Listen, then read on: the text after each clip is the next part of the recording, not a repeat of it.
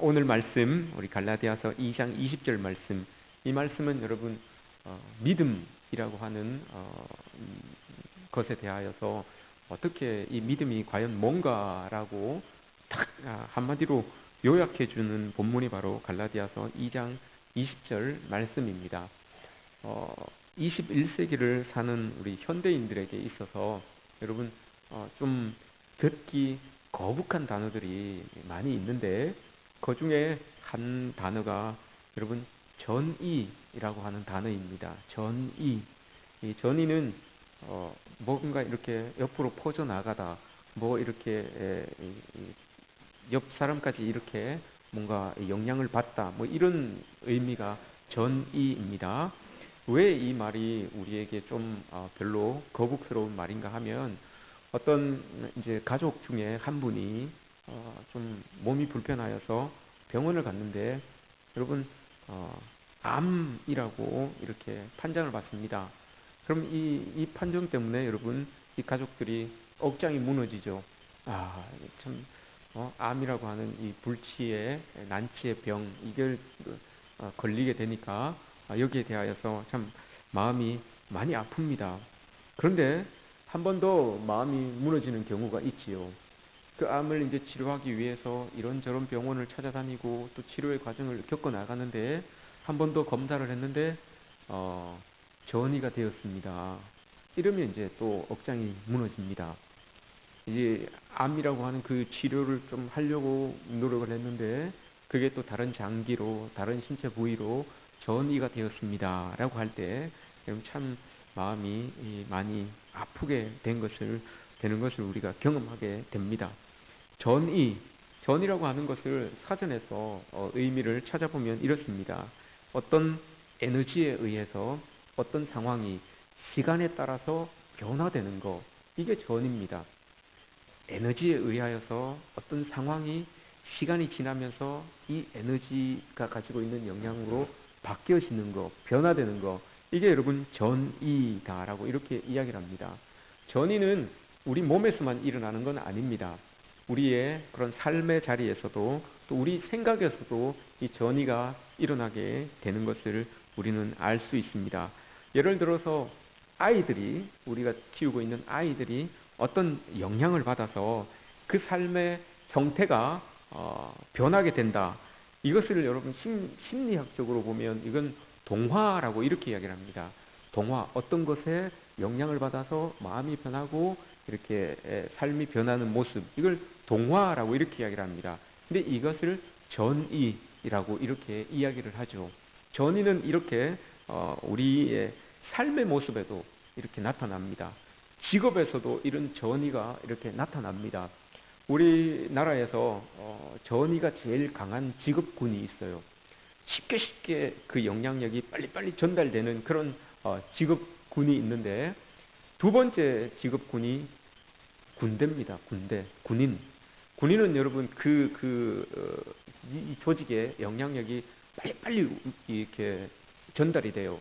그래서 들어가면 이렇게 틀에 갇혀져 있는 것처럼 영향을 많이 받는 곳이 군대입니다.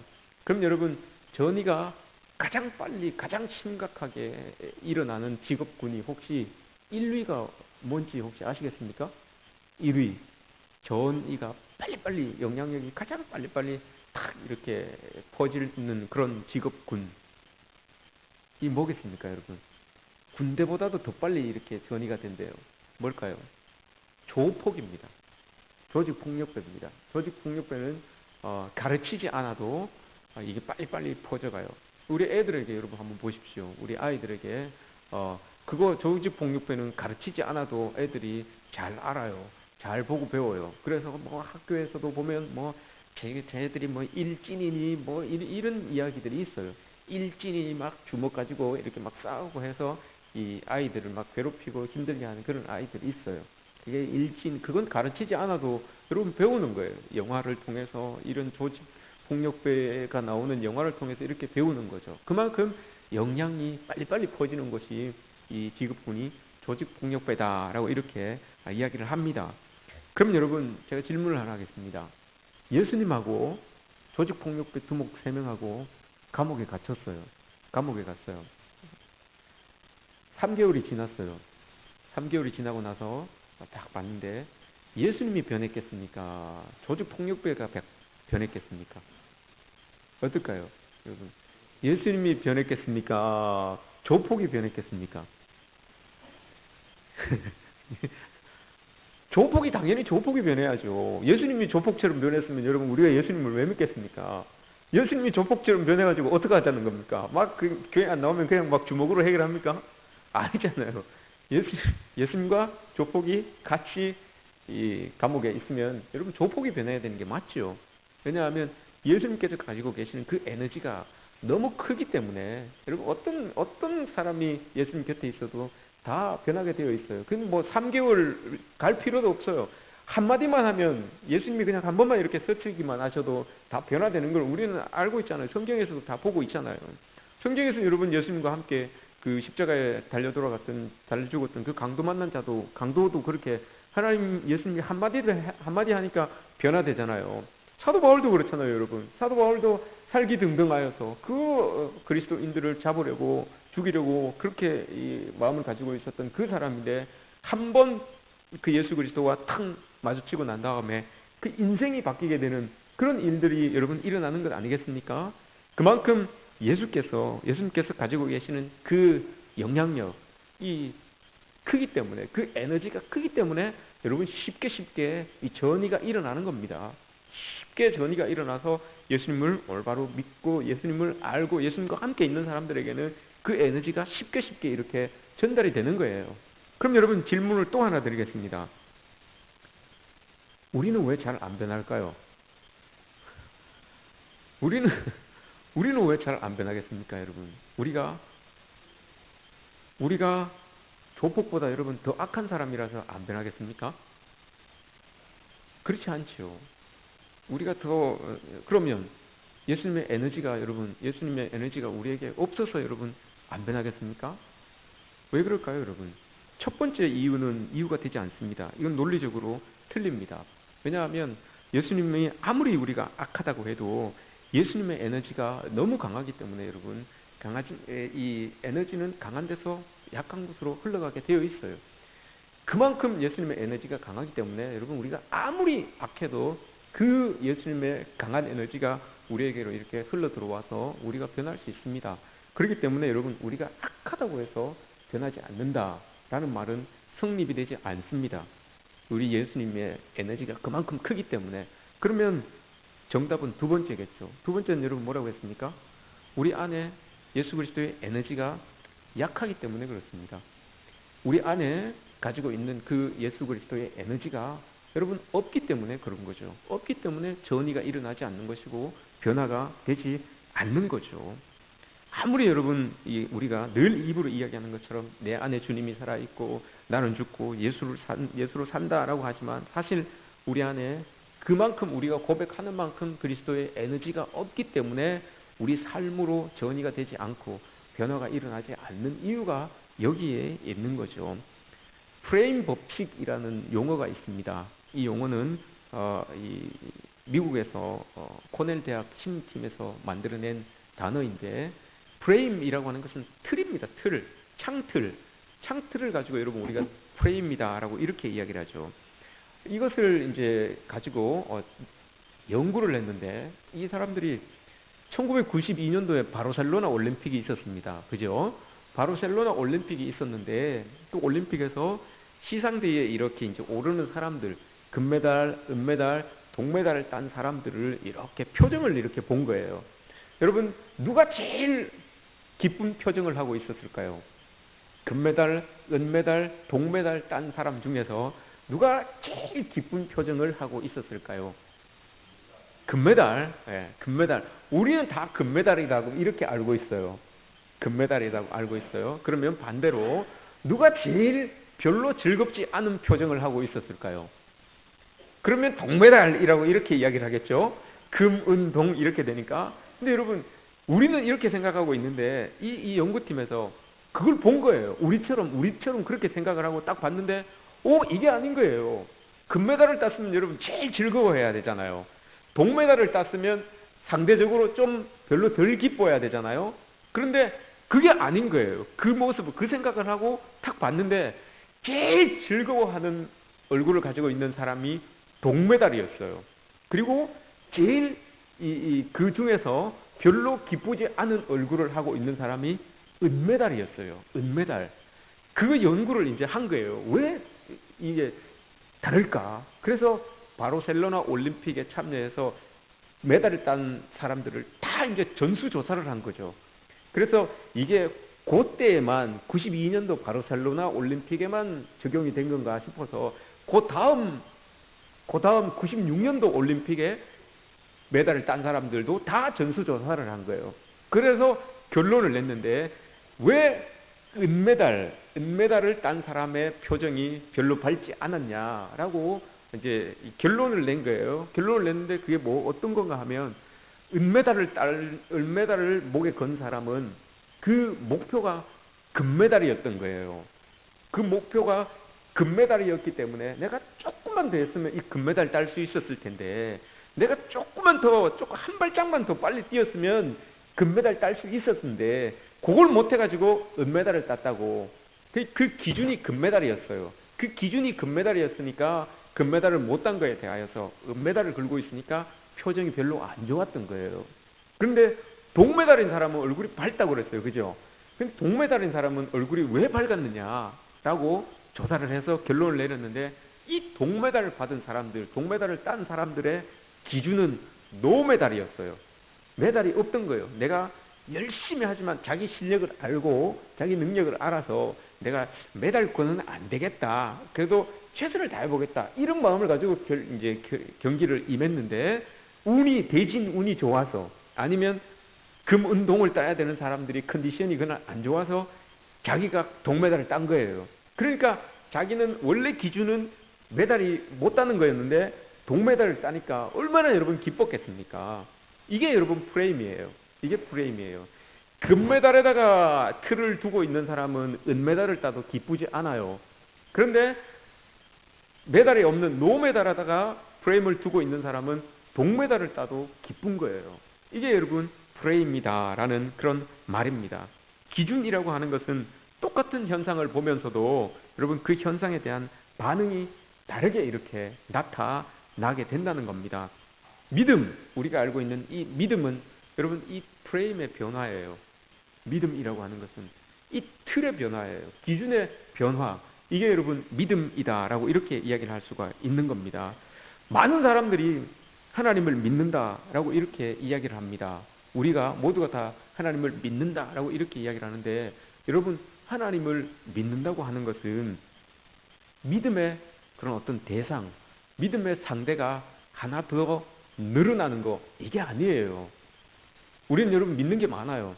우린 돈도 믿고 건강도 믿고 권력도 믿고 친구도 믿고 부모님도 믿고, 그러다가 교회에 와서 하나님도 믿고, 이게 아니에요. 여러분 하나님을 믿는다는 거, 우리가 믿음을 가지고 있는다는 것은 내가 부모님을 믿는 것처럼, 내가 친구들을 믿는 것처럼, 내가 나의 권력을 믿는 것처럼, 나의 능력을 믿는 것처럼, 나의 재산을 믿는 것처럼, 이 많은 믿는 것 중에 하나를 더 첨가시켜서 하나님을 믿는 것, 이게 아니에요. 여러분 그 모든 것들을 다 젖혀놓고 여러분 이 틀을 자체를 바꾸는 거예요.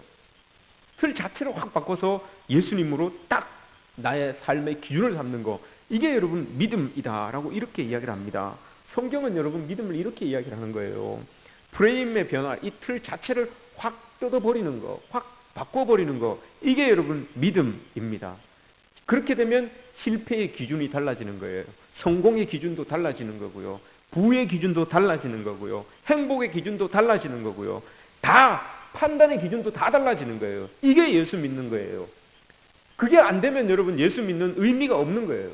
예수님은 믿는다고 하는데 이 틀이, 우리가 세상을 바라보는, 삶을 바라보는 이 틀이 바뀌지 않으면 행복할 수가 없지요. 늘 그 틀로 바라보는데, 예수님 바뀌기 전의 모습으로, 전의 틀로 바라보는데 여러분 어떻게 우리의 마음속에 행복이 있겠습니까? 예수님을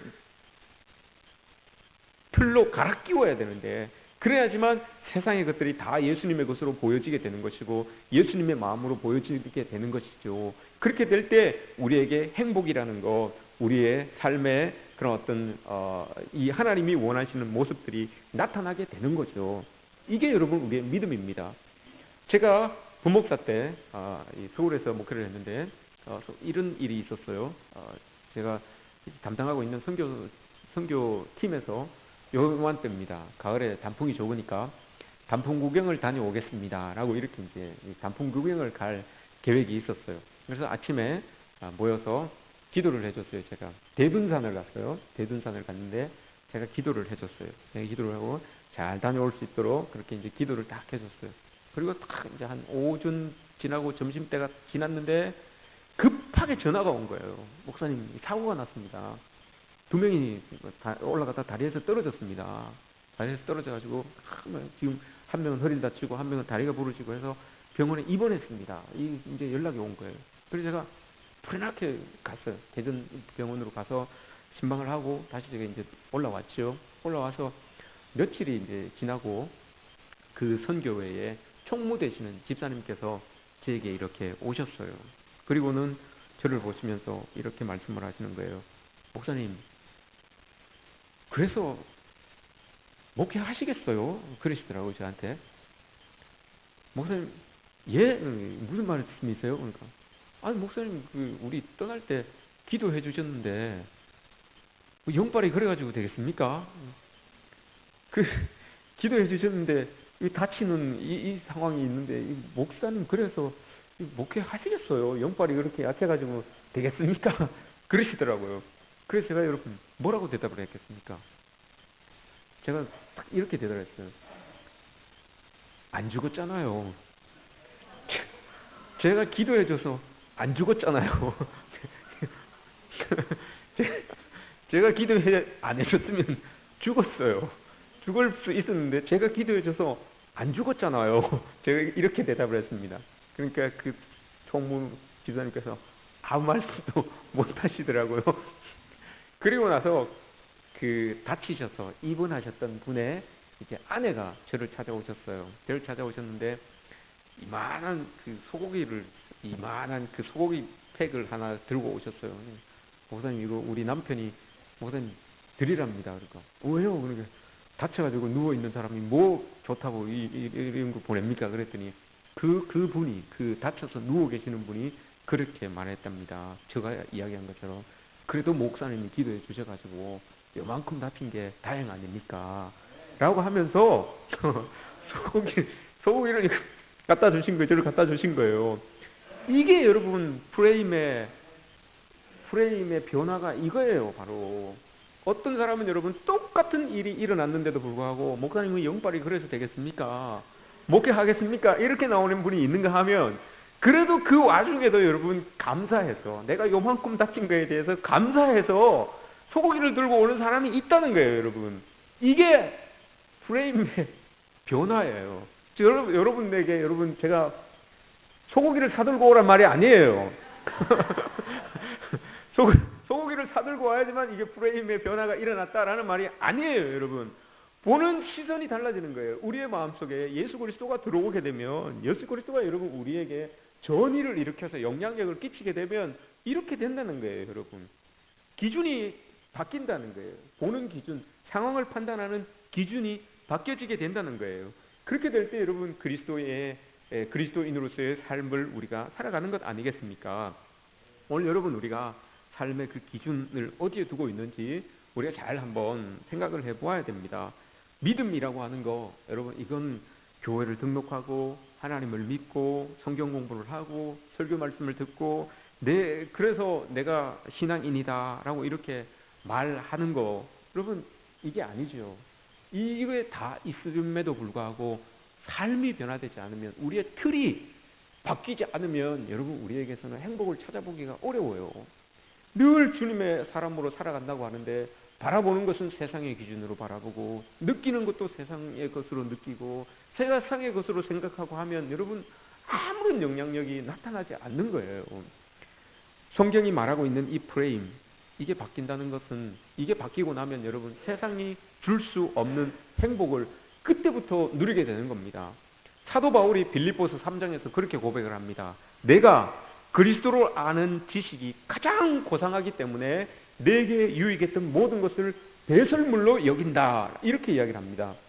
사도 바울이 여러분 이게 예수 그리스도를 알고 나서 이게 바뀐 거예요. 기준이 바뀐 거예요. 틀이 바뀐 거예요. 그러니까 그렇게 세상 사람들이 존경하고 원하고 바라고 이런 그걸 다 가지고 있었던 이 바울이었는데 그걸 여러분 다 내려놓으면서 이거 배설물입니다. 예수 그리스도의 눈으로 보니까 이게 다 배설물이에요. 아무것도 나에게 영향력을 끼치는 게 아니에요. 이것으로 인하여 행복했던 게 아니에요. 예수 그리스도를 받아들이고 나서 보니까 예수 그리스도를 알고 나서 보니까 내가 이전까지 가지고 있었던 이것들이 나에게 행복을 준 것이 아니었어요. 참 행복을 그때 찾은 거예요. 나에게 다가오신 예수 그리스도를 알고 그 예수 그리스도로 나의 삶의 프레임을 틀을 딱 바꾸고 나니까 이게 참 진리고 이게 참 행복이라는 것을 사도 바울이 깨달은 거예요. 그리고 난 다음에 그가 가졌던 모든 것들을 다 내려놓고 이게 배설물이었군요 라고 이렇게 고백하는 겁니다. 여러분 우리에게 이런 고백이 이런 은혜가 있기를 축복합니다. 프레임이 여러분 어떠십니까? 여러분 좀 바뀌시고 있습니까? 좀 틀이 좀 바뀌어지고 있습니까? 이 오늘 우리가 읽은 갈라디아서 2장 20절 이 말씀은 여러분 믿음의 집약체입니다. 믿음 안에서 사는 것이다. 2장 20절 마지막에 이야기를 하죠. 하나님의 아들을 믿는 믿음 안에서 사는 것이다. 믿음 안에서 사는 것이다. 요 2장 20절 안에 나오는데 이 말하고 여러분 동격으로 쓰인 말이 20절에 있어요. 그게 여러분 어떤 말일까요? 믿음 안에서 사는 것입니다 라고 하는 말과 동격으로 쓰인 말이 20절에 또 있는데 그게 여러분 어떤 말일까요?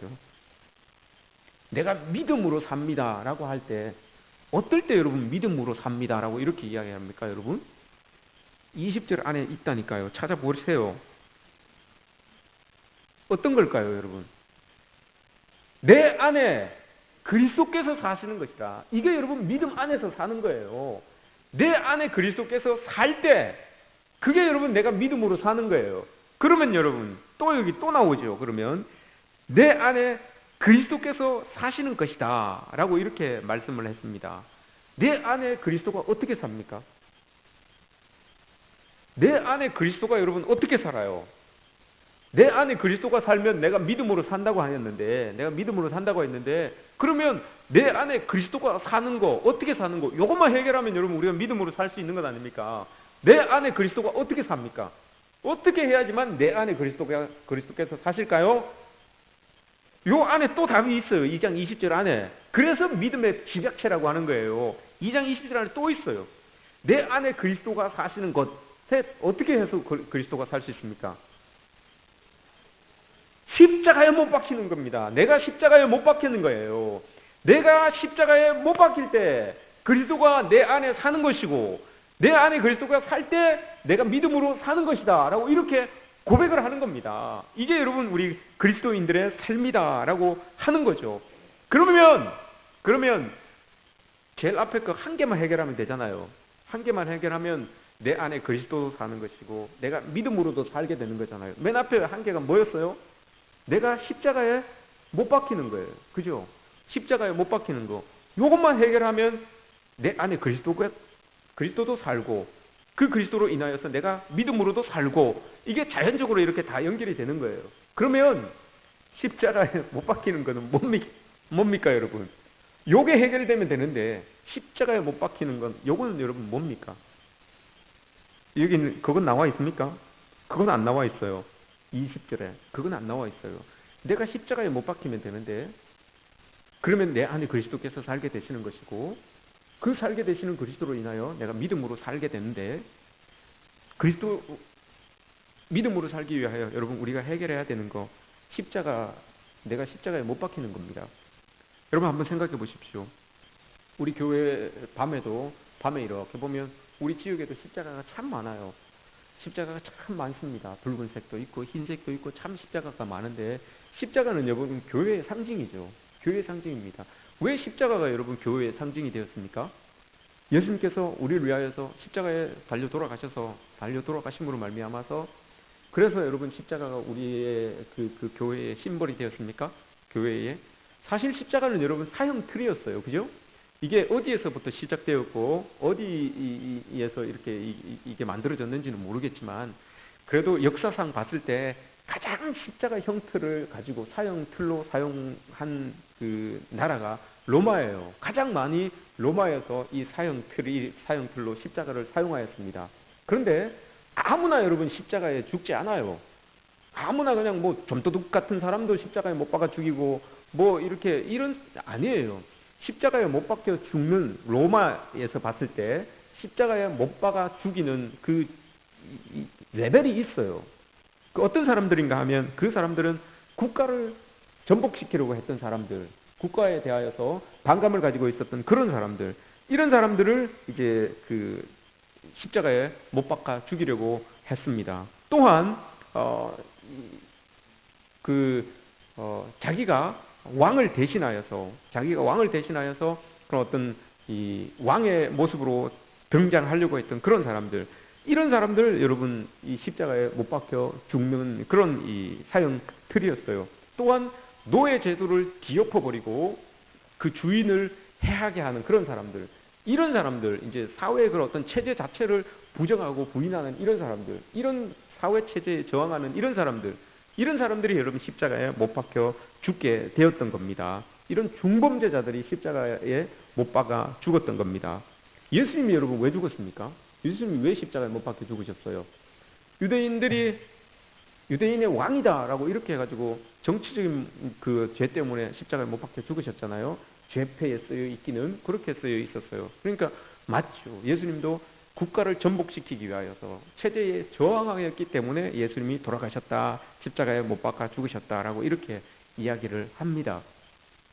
그런데 여러분 그 십자가, 그 예수 그리스도께서 돌아가셨던 그 사형틀인 십자가, 그걸 여러분 우리는 교회의 종탑에도 달아놓고 귀걸이에도 또 액세서리로 달고 다니기도 하고 목에도 차고 다니기도 해요.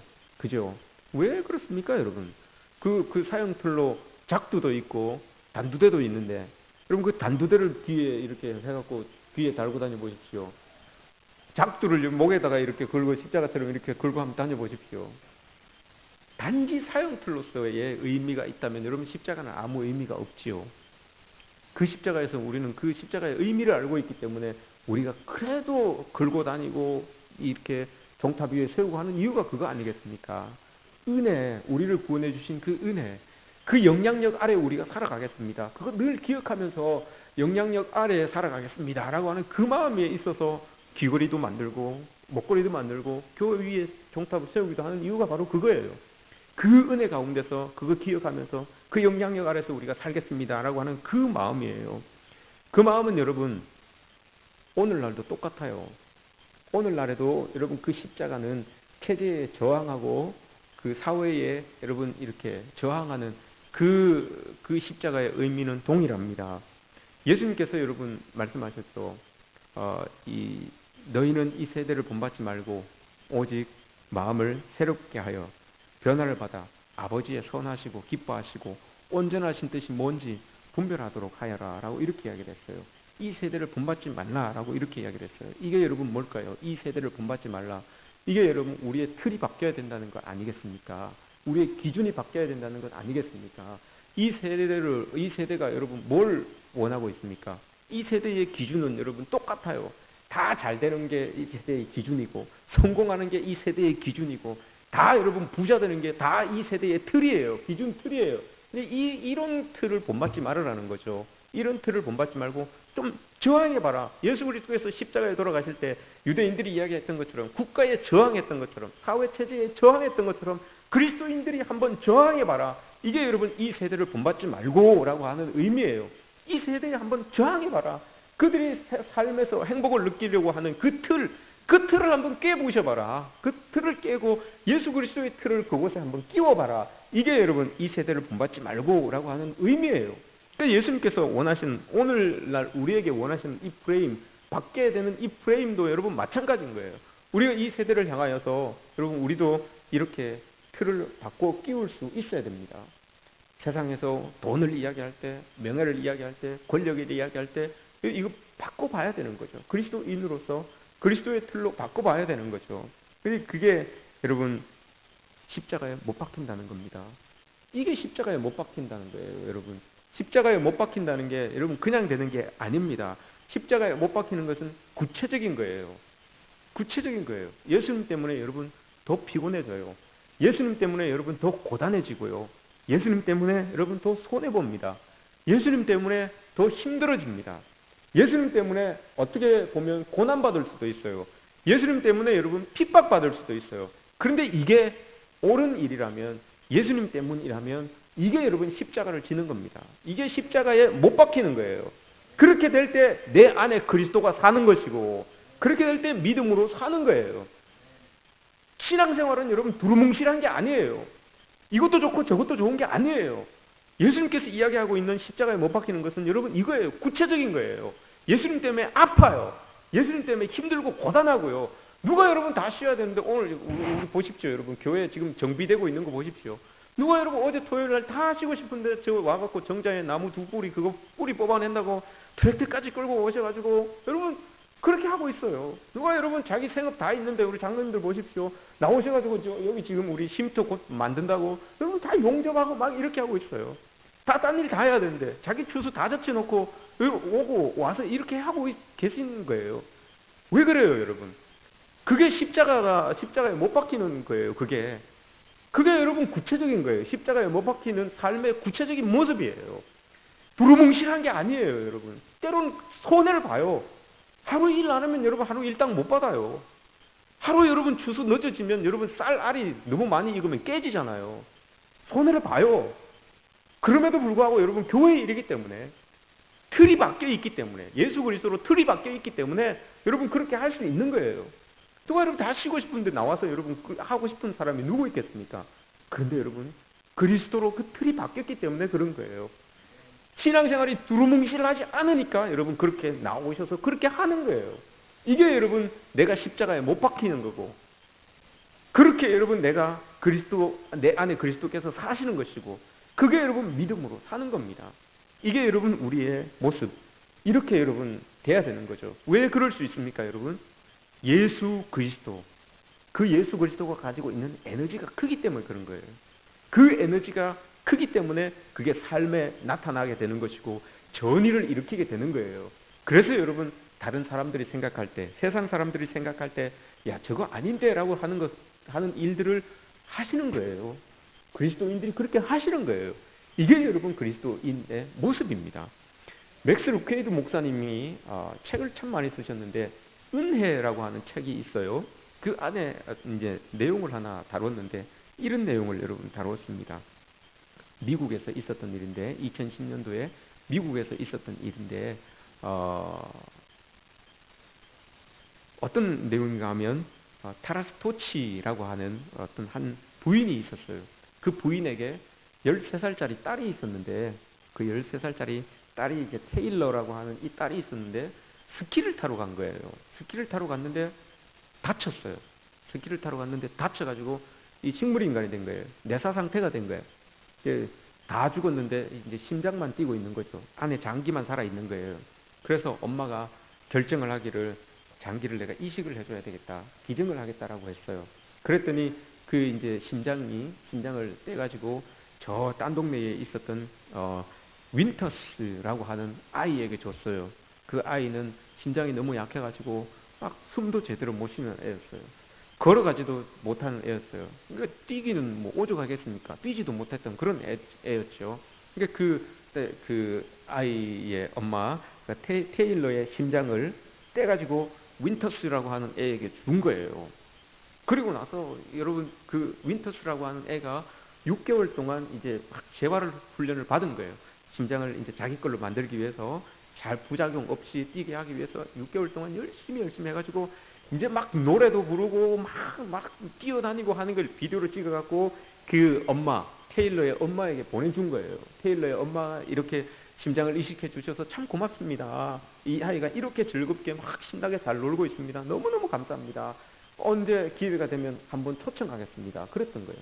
그래서 진짜 시간이 지나가지고 그 윈터스의 엄마가 그 테일러의 엄마를 초청을 한 거예요.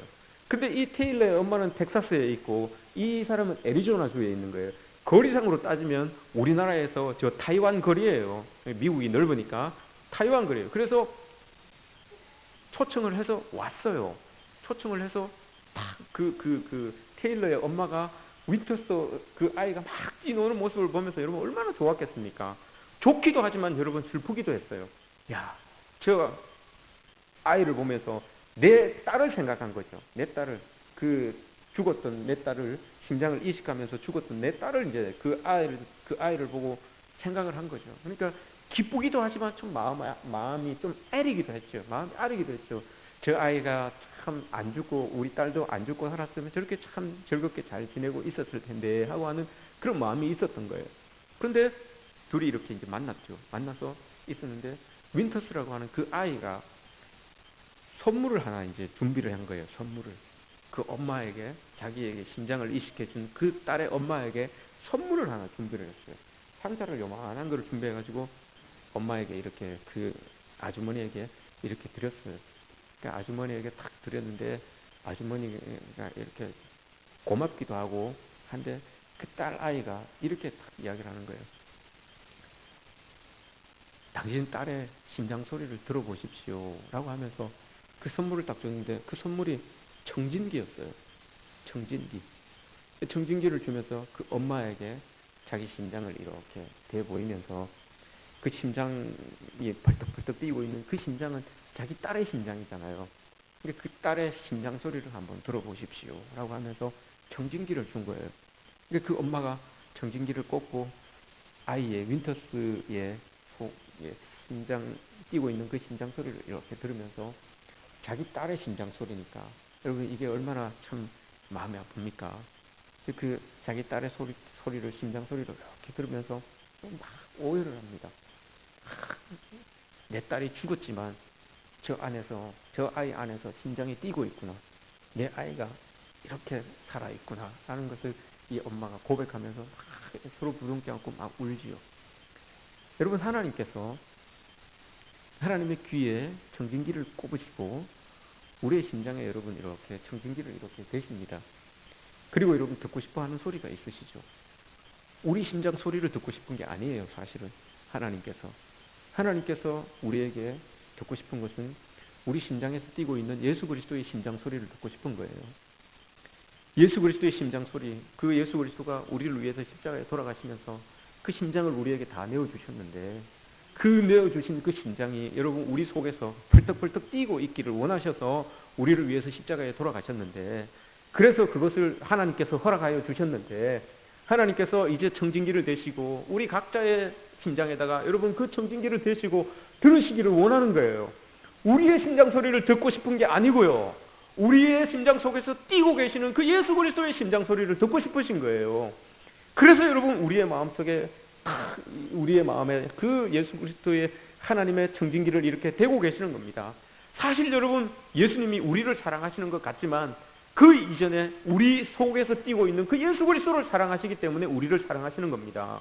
우리 안에서 그리스도의 심장이 뛰지 않으면 여러분 하나님이 우리를 사랑하실 이유가 아무것도 없어요. 하나도 없어요. 우리 안에 예수 그리스도의 심장이 뛰고 있으니까 여러분 우리를 사랑하시는 것이죠.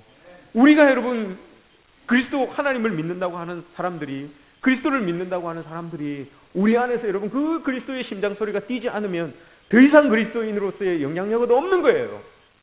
더 이상 여러분 우리가 그리스도인으로서 이 땅에 영향력을 끼치며 살아갈 수도 없는 거고요.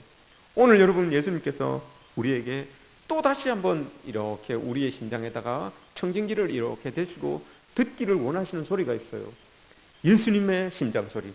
예수님 우리를 위하여서 돌아가신 그 심장을 내어주면서 돌아가신 예수 그리스도의 그 심장 소리가 오늘 예수 그리스도를 믿는 모든 그리스도인들의 심장에서 뛰고 있는지 그걸 여러분 하나님은 오늘도 듣기를 원하시죠.